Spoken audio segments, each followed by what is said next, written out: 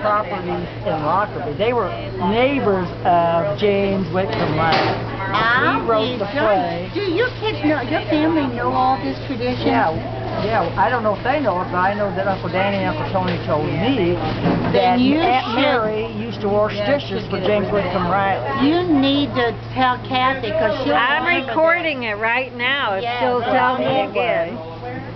Where did they go first after they were in New York? My grandfather came over here. He was here 3 times. 3 times.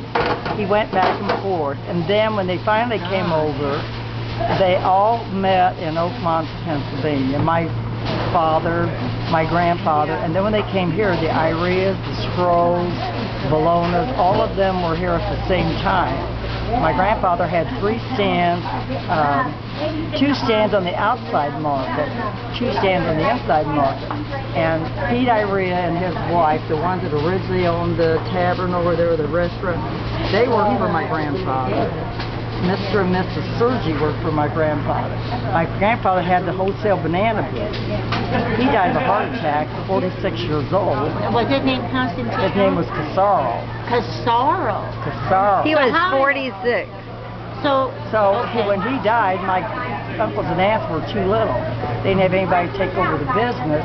And my mother had eloped with my father and went to Kentucky, and there she met Dr. Cortez's father.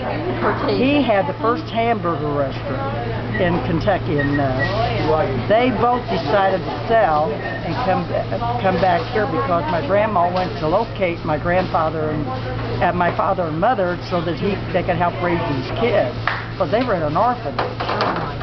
And Uncle Danny was in the orphanage. So was my dad. My dad was in So after they sold that, So what is your name? after they sold the property, Casaro. the guy that bought it sold it to Fort Knox.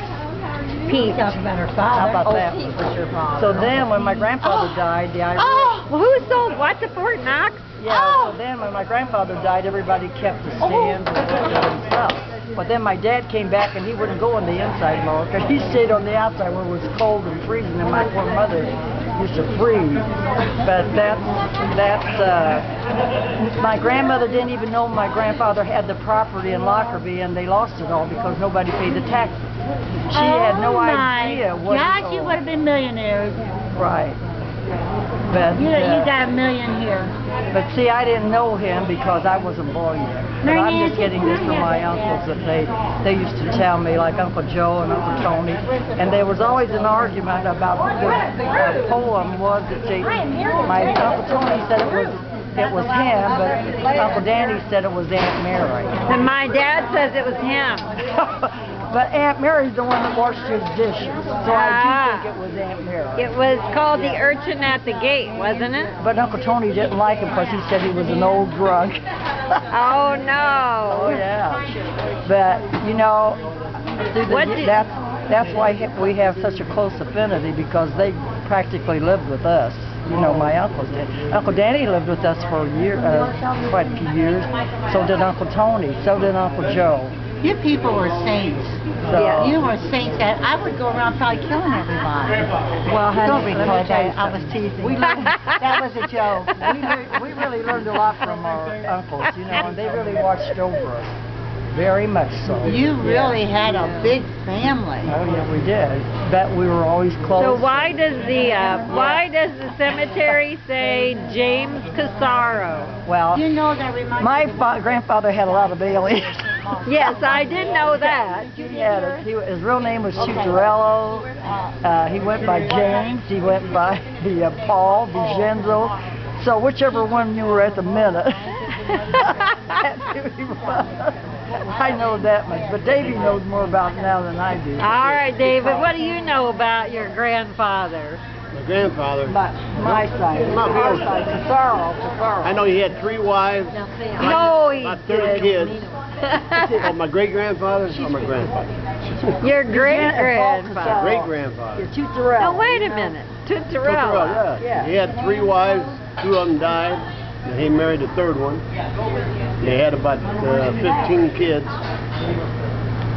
Good man. Yeah, a good man. He wearing all those women out. That's the truth. Now wait a minute. So there were more kids than the kids that were here? That's what he said. I don't know. What? My father. How many? My father's father. You're saying he had 15 kids? Yes. With the 3 wives. Yes, with 3 wives. You're kidding. But the most of them.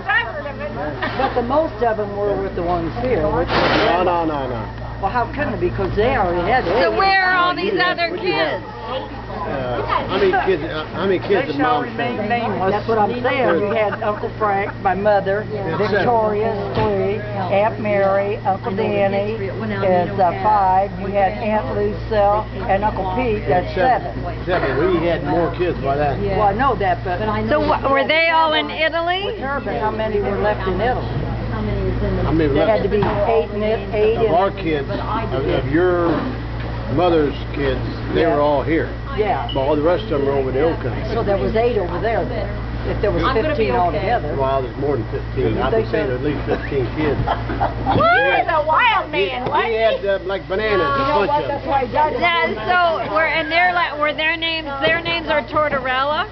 The ones in Italy? They're all Tortorella. All Tortorella in Italy.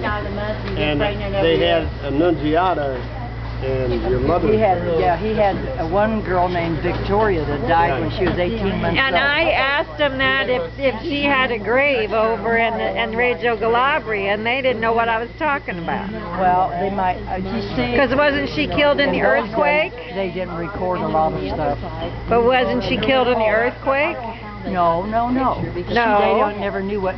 All they know is that she was a beautiful little girl, and the their neighbors wanted to adopt her. They didn't have any children, and they kept coming over there and getting her, but my grandma didn't want to give her up. And they don't know what happened to her. She just got like a fever, and in a couple of days she was gone. Why would they want to adopt her? Because they couldn't have any children. So they thought somebody's going to give them their baby? A lot of people that didn't have children, would always want to take somebody else's. That was very common in Italy in those days. Huh. And this couple formed an attachment to this little girl, and they would come over to the house and play with her, and they wanted to take her. And then my mom said, Aunt Lou never believed that she had a sister named Victoria. But my mom said that the reason they didn't know is because she was only 18 months old. She was between Uncle Joe and Uncle Frank. And you remember your mom talking about the earthquake? Because I remember that. Yeah, she said that she fell down a flight of cement steps. That's all I remember. But none of them were really seriously hurt. And the anniversary is next year, 100 years for the earthquake. Really? Oh, I didn't know that. No. Yeah. I haven't. Jerry told me he was going to bring me over the whole history because he brought some, but it's never been completed. So I would like to have it if somebody has it. Okay. For my, but my mom, after she got sick, didn't talk much about anything. What I learned when she was younger. I see.